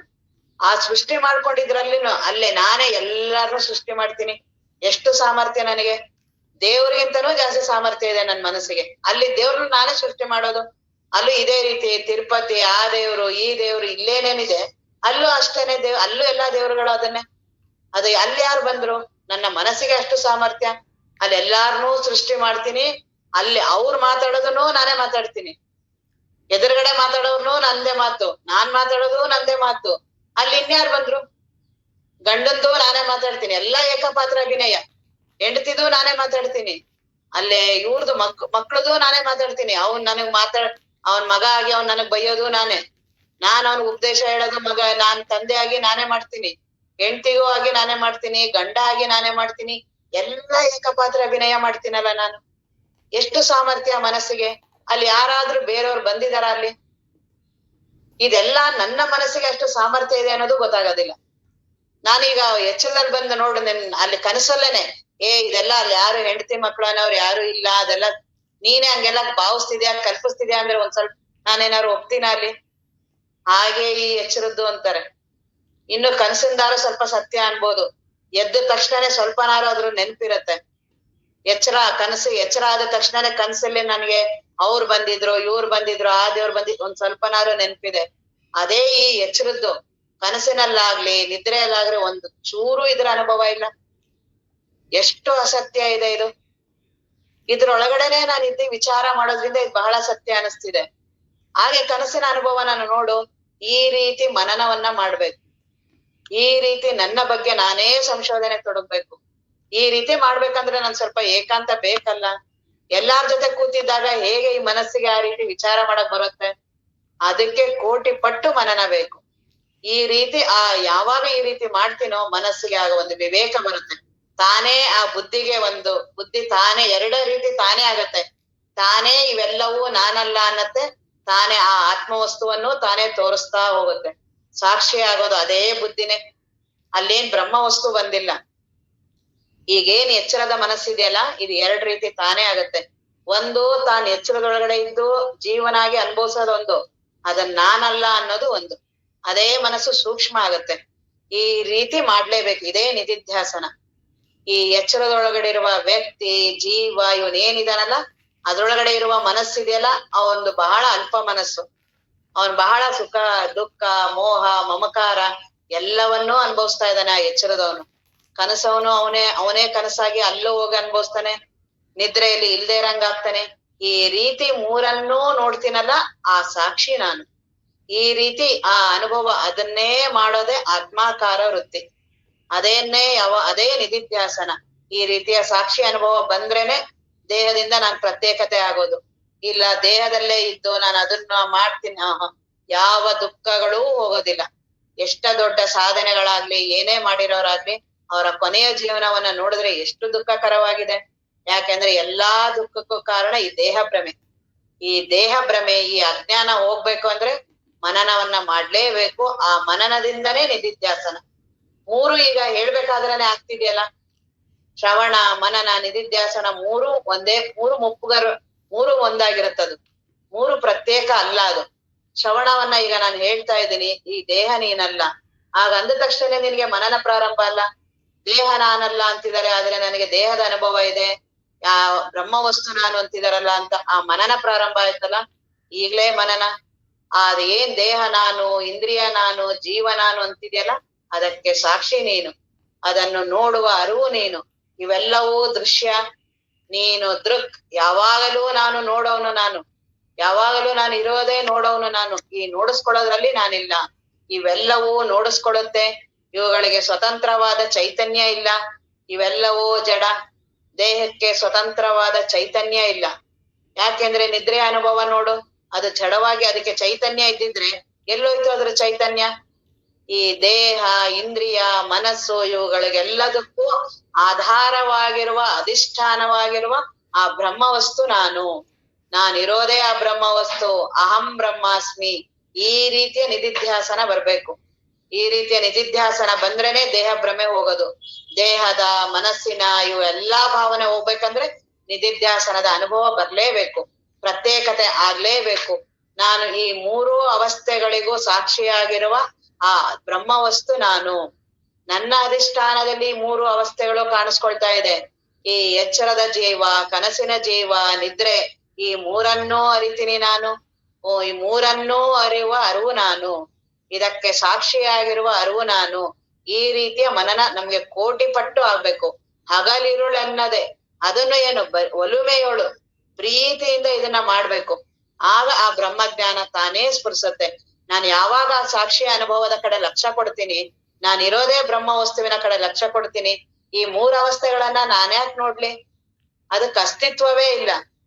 ಅದೆಲ್ಲವೂ ಬರೀ ತೋರಿಕೆ. ಅದು ನಾನೀಗ ಇನ್ನೊಂದು ಉದಾಹರಣೆ ಹೇಳ್ತಾರೆ. ಈಗ ಟಿವಿ ಇದೆ, ಟಿವಿಯ ಪರದೆ ಇದೆ, ಅದ್ರಲ್ಲಿ ಎಲ್ಲಾ ಘಟನೆಗಳು ನಡೀತಿದೆ. ಸುಖದ್ದು ಬರುತ್ತೆ, ಅಲ್ಲಿ ದುಃಖದ್ದು ಬರುತ್ತೆ, ಹೊಡೆದಾಟ ಬರುತ್ತೆ, ರಾಗದ್ವೇಷಗಳು ಬರುತ್ತೆ, ಎಲ್ಲವೂ ಬರುತ್ತೆ. ಪರದೆಗೆ ಏನಾದ್ರೂ ಆಗಿದ್ಯಾ? ಅಲ್ಲಿ ಪರದೆಯಲ್ಲಿ ಏನಾದ್ರೂ ವ್ಯತ್ಯಾಸ ಆಗಿದ್ಯಾ? ಹಾಗೆ ನನ್ನ ಅಧಿಷ್ಠಾನದಲ್ಲಿ ಈ ಜೀವನದ ನಡೀತಾ ಇದೆ ಈ ರೀತಿ ಎಲ್ಲ. ಈ ಜೀವ ನಾನು ಅಂದ್ರೆ ಅದೆಲ್ಲವೂ ನನಗೆ ಆ ಪರದೆ ಮರ್ತೇ ಬಿಡ್ತೀನಿ. ಟಿವಿ ನೋಡ್ಬೇಕಾದ್ರೆ ನಾನು ಪರದೆ ಕಡೆ ಲಕ್ಷ್ಯ ಕೊಡ್ತೀನ? ಆ ಸ್ಕ್ರೀನ್ ಕಡೆ ನಾನು ಲಕ್ಷ್ಯನೇ ಕೊಡಲ್ಲ. ಆ ಘಟನೆಗಳೇ ನಡುತ್ತೆ. ಆ ನಿಜವಾದ ಘಟನೆಗಳು ನಡೀತಿದ್ಯಾ ಅಲ್ಲಿ? ಯಾವ್ದಾದ್ರೂ ಘಟನೆ ನಡೀತಿದ್ಯಾ ನಿಜವಾಗ್ಲು? ಬರೀ ನಡೆದಂಗ್ ಅನಿಸ್ತಿದ್ಯಲ್ಲ. ಹಾಗೆ ಈ ಜೀವಂದು, ಜೀವ ನಾನು ಜೀವ ಅಂತ ಅಂತಿದ್ದೀನಲ್ಲ, ನನ್ನದು ಹಾಗೇನೆ. ನನ್ನ ಅಧಿಷ್ಠಾನದಲ್ಲಿ ಈ ಜೀವ ಈ ರೀತಿ ತೋರ್ಕೊಳ್ತಾ ಇದ್ದಾನೆ. ನಾನಿರೋದು ಬ್ರಹ್ಮವಸ್ತು. ನನ್ನ ಅಧಿಷ್ಠಾನದಲ್ಲಿ ಇವನು ಎಚ್ಚರದವನು, ಕನಸವನು, ನಿದ್ರೆಯವನು, ಈ ಮೂರೂ ಅವಸ್ಥೆಗಳನ್ನ ಈ ರೀತಿ ಓಡಾಡ್ತಾ ಇದ್ದಾನೆ ಆ ಜೀವನನೇ. ತಾನೇ ಎಚ್ಚರಕ್ ಬರ್ತಾನೆ, ತಾನೇ ಅಲ್ಲಿ ಭಾವಿಸ್ತಾನೆ. ನಾನ್ ಹೆಣ್ಣು ಗಂಡು ಅಂತ ಅಲ್ಲಿರೋ ಎಲ್ಲ ಸುಖ ದುಃಖ ಅನ್ಭವಿಸ್ತಾನೆ. ಕನಸ್ಗೋಗಿ ತಾನೇ ಅಲ್ಲೆಲ್ಲಾ ತಾನೇ ಸೃಷ್ಟಿ ಮಾಡ್ಕೊಂಡು ಅಲ್ಲಿ ಅನ್ಭವಿಸ್ತಾನೆ. ನಿದ್ರೆಗೆ ಹೋಗ್ತಾನೆ, ಮಲ್ಕೊಳ್ತಾನೆ. ಈ ಮೂರೂ ನನಗ್ ಗೊತ್ತಾಗತ್ತಲ್ಲ. ನನ್ನ ಅಧಿಷ್ಠಾನದಲ್ಲಿ ಇವೆಲ್ಲವೂ ನಡೀತಾ ಇರೋದು. ನಾನಿರೋದೇ ಆ ಬ್ರಹ್ಮ ವಸ್ತು. ಈ ರೀತಿಯ ನಿಧಿಧ್ಯಾಸನ ಬರ್ಲೇಬೇಕು. ಅದನ್ನ ಆ ಮಹಾತ್ಮರು ಈ ರೀತಿಯಾಗಾರು ನೋಡು, ದೃಗ್ದೃಶ್ಯದಿಂದ ನೋಡು, ಮೂರ್ ಅವಸ್ಥೆಗಳು ನಾನಲ್ಲ ಅಂತ ನೋಡು. ಇಲ್ಲ, ಇದೆಲ್ಲದಕ್ಕೂ ಕಾರಣ ಈ ಮನಸ್ಸೇ. ಮನಸ್ಸನ್ನ ಬಿಟ್ರೆ ನನಗೆ ಏನೂ ಅನುಭವ ಇಲ್ಲ. ಆ ಮನಸ್ಸು ನಾನ. ಈ ಮನಸ್ಸಿನ ಜಗತ್ತೇ, ಆ ಮನೋ ಜಗತ್ತೇ ಇದೆಲ್ಲವೇ. ಅದಕ್ಕೆ ಉದಾಹರಣೆ, ಕನಸಿನ ಉದಾಹರಣೆ ಕೊಡ್ತಾರೆ.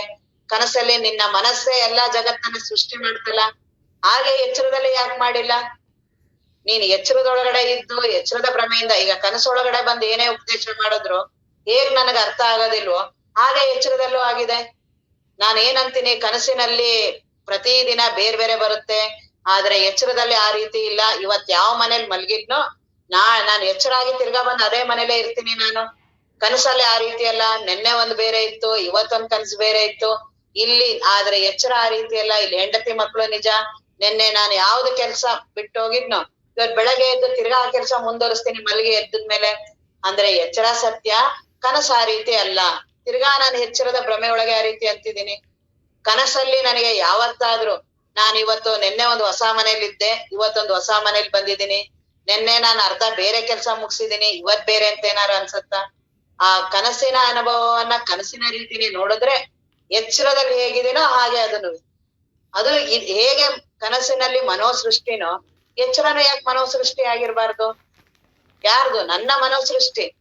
ಕನಸಲ್ಲಿ ಯಾರು ಬಂದು ಮಾಡಿದ್ರು ಮನೋಸೃಷ್ಟಿನ? ನನ್ನ ಮನಸ್ಸೇ ಎಲ್ಲ ಮಾಡ್ತಲ್ಲ ಅಲ್ಲೆಲ್ಲಾನು. ಇಲ್ಲೇನ್ ಎಚ್ಚರದಲ್ಲಿದೆ, ಈಗೇನ್ ದಸರಾ, ನವರಾತ್ರಿ, 9 ದೇವಿ ಅವೆಲ್ಲ ಏನೇನ್ ಮಾತಾಡ್ತೀನಿ, ಕನ್ಸಲ್ಲಿ ಹೀಗೆ ಮಾಡಿದ್ದೀನಿ. ಅಲ್ಲಿ ಯಾರು ಬಂದ್ರು? ಅಲ್ಲಿ ನಾನೇ ಎಲ್ಲ ಸೃಷ್ಟಿ ಮಾಡಿದ್ದೀನಲ್ಲ. ಇಡೀ ನನ್ನ ಜಗತ್ತನ್ನೇ ಸೃಷ್ಟಿ ಮಾಡೋಷ್ಟು ಜಗತ್ತು ಏನು ಲೋಕಗಳಾಗ್ಲಿ, ಸೂರ್ಯ, ಚಂದ್ರ, ಪ್ರಕೃತಿ, ಬ್ರಹ್ಮಾಂಡ, ಏನೇನ್ ಎಲ್ಲಾ ಮಾತಾಡ್ತೀನಿ, ಎಲ್ಲ ನಾನೇ ಸೃಷ್ಟಿ ಮಾಡ್ಕೊಂಡಿದ್ದೀನಲ್ಲ. ಬೇರೆ ಊರ್ಗ್ ಹೋಗೋದಾಗ್ಲಿ, ಬೇರೆ ಎಲ್ಲವನ್ನು ಮಾಡೋದಾಗ್ಲಿ, ವ್ಯಕ್ತಿಗಳನ್ನಾಗ್ಲಿ ಎಲ್ಲಾ ನಾನೇ ಸೃಷ್ಟಿ ಮಾಡ್ತೀನಲ್ಲ. ಹಾಗಾಗಿ ಇದು ಹಾಗೆ ಎಚ್ಚರದಲ್ಲೂ ಮನೋಸೃಷ್ಟಿನೇ. ಆ ಮನೋಸೃಷ್ಟಿಗಳೆಲ್ಲ ಬರೀ ಆಗ ಮತ್ತ ಮನೋಸೃಷ್ಟಿ ಇದ್ರು ಅದು ಸತ್ಯನಾ? ಕನಸಿಂದ ಎಚ್ಚರ ಆದ ತಕ್ಷಣನೇ ಅದು ಪೂರ್ತಿ ಹೊರಟೋಗ್ಬಿಡುತ್ತಲ್ಲ. ಅದು ಪೂರ್ತಿ ಹಾಗೆ ಈ ಎಚ್ಚರನೂ ಮನೋಸೃಷ್ಟಿ ಅಂತ ಅದರಿಂದ ನೋಡು. ಈ ರೀತಿ ನೋಡೋದೇ ಮನನ. ಆ ಮನನದಿಂದ ನಿಧಿಧ್ಯಾಸನ. ಯಾವಾಗ ನಾನು ಇದೆಲ್ಲ ನಾನಲ್ಲ ಅಂತೀನೋ ನನ್ನ ಅನುಭವ ಬರಕ್ ಪ್ರಾರಂಭ ಆಗುತ್ತೆ. ಇರೋದೇ ನನ್ನ ಅನುಭವ. ನಾನು ಇದ್ ಯಾವ್ದ್ರಲ್ಲಿ ಯಾವಾಗ್ಲೂ ಸೇರೇ ಇಲ್ಲ. ನಾನು ಭ್ರಮೆಯಿಂದ ಇವುಗಳಗಡೆ ಓಡಾಡ್ತಾ ಇದ್ದೀನಿ. ಎಚ್ಚರದೊಳಗಡೆ, ಕನಸಿನೊಳಗಡೆ, ಜೀವ ನಾನು, ಹೆಣ್ಣು ನಾನು, ಗಂಡು ನಾನು, ಎಲ್ಲಾ ಈ ಭ್ರಮೆ ಒಳಗಡೆನೆ. ನನ್ನ ಮಾತು, ಕತೆ, ಸಾಧನ, ವಿಚಾರಗಳು ಎಲ್ಲವೂ ಇದ್ರೊಳಗಡೆನೆ. ಆ ಜೀವನೇ ನಾನಲ್ಲ. ಅದಕ್ಕೆ ಆಧಾರವಾಗಿರುವ ಬ್ರಹ್ಮವಸ್ತು ನಾನು. ಚಿದಾನಂದ ರೂಪ ಶಿವೋಹಂ ಶಿವೋಹಂ ಮನೋಬುದ್ಧಿ ಅಹಂಕಾರ ಚಿತ್ತಾನಿ ನಾಹಂ. ನಾನು ಇವ್ಯಾವೂ ನಾನಲ್ಲ. ಯಾಕೆಂದ್ರೆ ನಾನು ನೋಡ್ತೀನಿ ಅವುಗಳನ್ನ. ಯಾವ್ದನ್ನ ನೋಡ್ತೀನಿ ಅದು ನಾನು ಆಗಿರಲ್ಲ. ಇದೇ ಸಿದ್ಧಾಂತ. ಯಾವ ವಸ್ತುವನ್ನಾಗ್ಲಿ ವ್ಯಕ್ತಿಯನ್ನಾಗಿ ನೋಡ್ತೀನೋ ಅದು ನಾನಲ್ಲ. ನನಗೇನಾದ್ರೂ ಅದರಿಂದ ಆಗ್ತಿದೆ ಅಂದ್ರೆ ನಂದು ನಾನು ಅನ್ನೋ ಭ್ರಮೆಯಿಂದ ಆಗ್ತಿದೆ. ನಿಜವಾಗ್ಲೂ ಅಲ್ಲಿ ಏನೂ ಘಟನೆಗಳ ನಡೆದೇ ಇಲ್ಲ. ಆ ನಾನು ನಂದು ಅನ್ನೋ ಭಾವನೆ ಮಾಡ್ತೀನಲ್ಲ, ಅವು ಸುಖ ದುಃಖಕ್ಕೆ ಇದ್ ಮಾಡ್ತಾ ಇದೆ. ಆ ನಿಧಿಧ್ಯಾಸನ ಅನುಭವ ಬರ್ಲೇಬೇಕು. ಈ ಮೂರೂ ಅವಸ್ಥೆಗಳು ನಾನಲ್ಲ. ಇದಕ್ಕೆ ಸಾಕ್ಷಿಯಾಗಿರುವ ಆ ಬ್ರಹ್ಮವಸ್ತುವೇ ನಾನು. ಚಿದಾನಂದ ರೂಪ ನಾನು, ಅರಿವಿನ ಬಯಲು ನಾನು. ಇವೆಲ್ಲವೂ ಸುಮ್ನೆ ಕಾಣಿಸ್ತಾ ಇದೆ. ಇದು ಬರೀ ತೋರಿಕೆ. ಈಗ ವ್ಯಾಸಪೀಠ ಇದೆ, ವ್ಯಾಸಪೀಠಕ್ಕೆ ನಿಜವಾದ ಅಸ್ತಿತ್ವ ಇದೆಯಾ? ಅಲ್ಲಿರೋದೇ ಬರೀ ಮರ.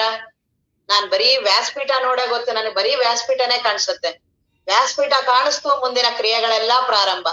ಹಾಗೆ ಜೀವ ನಾನು ಅನ್ನುವ ಅಜ್ಞಾನ ಬಂತು, ಮುಂದಿನದೆಲ್ಲ ಇನ್ನ ಸಂಶಯ, ವಿಪರೀತ ಭಾವನೆ, ಇನ್ನೆಲ್ಲ ಅದರ ಕಾರ್ಯಗಳೇನೆ. ಯಾವಾಗ ವ್ಯಾಸಪೀಠ ಅಂದ್ರೆ ಅದ್ರದ ಬಗ್ಗೆ ಪೂಜ್ಯ ಭಾವನೆ, ಹಾಗೆ ಹೀಗೆ ಅಲ್ಲಿಡ್ಬೇಕು, ಹೀಗ್ ಮಾಡ್ಬೇಕು, ಇನ್ನೆಲ್ಲ ಹೇಗ್ ಪ್ರಾರಂಭ ಆಯ್ತೋ ಹಾಗೆ ಜೀವ ನಾನು. ನಿಜವಾಗಲೂ ಅಲ್ಲಿ ವ್ಯಾಸಪೀಠ ಅಂತ ಇದೆಯಾ? ಅಲ್ಲಿರೋದೇ ಬರೀ ಮರ. ನಾನ್ ಮರದ ಕಡೆ ಲಕ್ಷ್ಯ ಕೊಟ್ಟದೇ ಗೊತ್ತಿಲ್ಲ ನನಗೆ. ಮತ್ತೆ ವ್ಯಾಸಪೀಠ ಅನ್ಬೇಕಾದ್ರುನು ಅಲ್ಲೇನಾದ್ರು ವ್ಯಾಸಪೀಠ ಆಗಿದ್ಯಾ? ಬರೀ ನಾಮರೂಪ. ನನಗೆ ಆ ರೀತಿ ಇದೆ. ನನ್ನ ಭ್ರಮೆಯಿಂದ ನಾಮರೂಪದಿಂದ ಆ ರೀತಿ ಅನಿಸ್ತಿದೆ. ಅದನ್ನೇ ಮರಗೆಲ್ಸ ಮಾಡೋರು, ಅದನ್ನೆಲ್ಲ ಮಾಡೋರು, ಅವ್ರಿಗೆ ಬರೀ ಮರ ಕಾಣಿಸುತ್ತೆ. ಈಗ ಚಿನ್ನದಲ್ಲೇ ನಾನು ಕೃಷ್ಣನ ವಿಗ್ರಹ, ನಾನು ರಾಮನ ವಿಗ್ರಹ ಎಲ್ಲಾ ಮಾಡಿದೀನಿ. ನಾನ್ ಭಾವನೆಯಿಂದ ಹೌದನ್ನು ರಾಮಂದು ಕಣ್ಣು ಎಷ್ಟ್ ಚೆನ್ನಾಗಿದೆ, ಕಿವಿ ಎಷ್ಟ್ ಚೆನ್ನಾಗಿ, ಮೂಗು ಏನ್ ಲಕ್ಷಣ, ಎಲ್ಲವೂ ಯಾವ್ದು ನಾನ್ ರಾಮ ಅಂತ ಭಾವಿಸಿರೋದ್ರಲ್ಲಿ. ಅಲ್ಲೇನಾದ್ರೂ ಆಗಿದ್ಯಾ? ಅಲ್ಲಿ ಏನೂ ಆಗೇ ಇಲ್ಲ. ಅಲ್ಲಿ ಅದನ್ನ ಚಿನ್ನ ಅಕ್ಕಸಾಲಿಗ ಅದನ್ನ ಬರೀ ಚಿನ್ನ ಅಂತ ನೋಡ್ತಾನೆ. ಅವನೇನಾದ್ರು ರಾಮ ಅಂತ ನೋಡ್ತಾನ? ಅದನ್ನ ಕೃಷ್ಣ ಅಂತ ನೋಡ್ತಾನ? ಅದನ್ನ ಯಾರು ನಾನ್ ಭಾವನೆಯಿಂದ ನಾಮರೂಪ ಯಾರು ಭಾವಿಸ್ತೀನೋ, ಇನ್ನೆಲ್ಲ ರಾಮ ನನಗ್ ವರ ಕೊಟ್ಟ, ರಾಮನ್ ನಾನು ಹಿಂಗ್ ಪೂಜೆ ಮಾಡ್ತೀನಿ, ರಾಮನ್ಗೆ ಹಂಗ್ ಮಾಡ್ತೀನಿ, ರಾಮನ ನಾನು ಈ ರೀತಿ ಮಾಡ್ಲಿಲ್ಲ, ಕೃಷ್ಣ ನನ್ ಕಡೆ ದೃಷ್ಟಿ ಮಾಡ್ದ, ಕೃಷ್ಣ ನನ್ನನ್ನ ಕೃಪಾ ಮಾಡ್ದ. ಎಲ್ಲರೂ ಯಾವಾಗ ನಾನ್ ಯಾವಾಗ ಅದನ್ನ ಭಾವಿಸಿದ್ನೋ, ಅದರ ನಂತರ ಯಾವಾಗ ನಾಮರೂಪ ಸತ್ಯ ಅನ್ನೋ ಆಗ ನನ್ಗೆ ಎಲ್ಲಾ ಭಾವನೆಗಳು ಪ್ರಾರಂಭ. ಅದೇ ನಾನು ಚಿನ್ನದ ಕಡೆ ಲಕ್ಷ್ಯ ಕೊಟ್ರೆ, ಆ ಅಕ್ಕಸಾಲಿಗನ ತರ ನಾನು ಲಕ್ಷ್ಯ ಕೊಟ್ರೆ ನನಗ ಆ ಭಾವನೆ ಕಡೆ ಅವಾಗ ಏನಾದ್ರು ಪರಿಣಾಮ ಮಾಡುತ್ತಾ? ಯಾಕೆಂದ್ರೆ ಎಲ್ಲವೂ ಚಿನ್ನನೇ. ಕಣ್ಣು ಅಂತ ನಾನು ಏನಂತ ರಾಮನ ಕಣ್ಣು ಅಂತೀನಲ್ಲ, ಅದು ಚಿನ್ನ. ಮೂಗು ಅಂತೀನಿ, ಅದು ಚಿನ್ನ. ಕಿವಿ ಅಂತೀನಿ, ಏನೇನ್ ನನಗೆ ರೂಪನಾಮ ಕಾಣಿಸ್ತಿದೆ, ಎಲ್ಲಿ ನೋಡಿದ್ರು ಬರೀ ಚಿನ್ನ ಇದೆ. ಚಿನ್ನ ಬಿಟ್ಟು ಬೇರೆ ಏನೂ ಆಗಿಲ್ಲ. ಏನಾಗಿದೆ ಅಲ್ಲಿ? ರಾಮನ ಕೈ, ಕಾಲು, ಕೃಷ್ಣಂದು, ಏನ್ ದೇವಿ, ಈಗ ದೇವಿಯನ್ನ ಮಾಡ್ತಿದ್ದೇವಲ್ಲ, ದೇವಿ ಏನು ಅಲಂಕೃತಳಾಗಿದ್ದಾಳೆ, ಏನ್ ಲಕ್ಷಣವಾಗಿದ್ದಾಳೆ, ಏನು ಕೃಪಾ ದೃಷ್ಟಿ, ಎಲ್ಲಾ ಏನೇನ್ ಮಾಡ್ತಾ ಇದ್ದೀನಿ, ನಾಮರೂಪ. ಮೂಲ ವಸ್ತುವನ್ನ ಬಿಟ್ಟೇ ಬಿಡ್ತೀನಿ. ಯಾವಾಗ ಮೂಲ ವಸ್ತುವನ್ನ ನೋಡೋದನ್ನ ಬಿಡ್ತೀನೋ ಮುಂದಿನ ಇನ್ನೆಲ್ಲಾ ಭಾವನೆಗಳಿಗೂ ಕಾರಣ ಆಗತ್ತೆ. ಹಾಗೆ ನಾನು ಬ್ರಹ್ಮ ವಸ್ತು ಅನ್ನೋದನ್ನ ನಾನು ಬಿಟ್ಟಿರೋದ್ರಿಂದ ಈ ಅಜ್ಞಾನದ ಕಾಣಿಸ್ತಿದೆ ನನಗೆ. ನೀನ್ ಆ ಬ್ರಹ್ಮ ವಸ್ತುವಿನ ಕಡೆ ಲಕ್ಷ್ಯ ಕೊಡು. ಇರೋದೇ ನಾನು ಆ ಬ್ರಹ್ಮ ವಸ್ತು, ಅದೇ ನಿಧಿಧ್ಯಾಸನ. ಆ ರೀತಿಯಾದ ಸಾಧನವನ್ನೇ ಮಾಡು. ನಾನು ಯಾವಾಗಲೂ ಅಸಂಗ ಅಬ್ಧಿ ಅಪಾರ ಸ್ವರೂಪ ಮಮ. ನನ್ನ ಸ್ವರೂಪ ಹೇಗಿದೆ, ಸಮುದ್ರದ ರೀತಿ ನಾನು. ಅದು ಯಾವುದು, ಅರಿವಿನ ಸಮುದ್ರ ನಾನು. ಈ ನೊರೆ ಗುಳ್ಳೆ ಇದೆಲ್ಲ ಅಲೆಗಳಿದೆಯಲ್ಲ, ಬಿಡು ಆ ಕಡೆ ಲಕ್ಷ್ಯವನ್ನ. ಅದೇ ಈ ದೇಹಾದಿಗಳಂತಿದೆಯಲ್ಲ, ಅದೆಲ್ಲ ಹಾಗೇನೆ. ನೊರೆ ಗುಳ್ಳೆ, ದೊಡ್ಡ ಅಲೆ ಬಂದಿದೆ, ದೊಡ್ಡ ಸಮುದ್ರದಲ್ಲಿ ನೀರು ಉಬ್ಬರ ಬಂದಿದೆ, ಪ್ರವಾಹ ಬಂದಿದೆ. ಏನೇನ್ ಮಾತಾಡ್ತೀಯಲ್ಲ, ನೀರಿಂದೇ ಅದು. ಅದೆಲ್ಲ ನಾಮರೂಪಗಳಿಂದ ಹೊರಗಡೆಯಿಂದ ಮಾತಾಡ್ತಿದ್ಯಾ. ನೀರಲ್ಲಿ ಏನಾದ್ರು ವ್ಯತ್ಯಾಸ ಆಗಿದ್ಯಾ? ನೀರು ಹೇಗಿದೆಯೋ ಹಾಗೆ ನಾನು ಬ್ರಹ್ಮ ವಸ್ತು.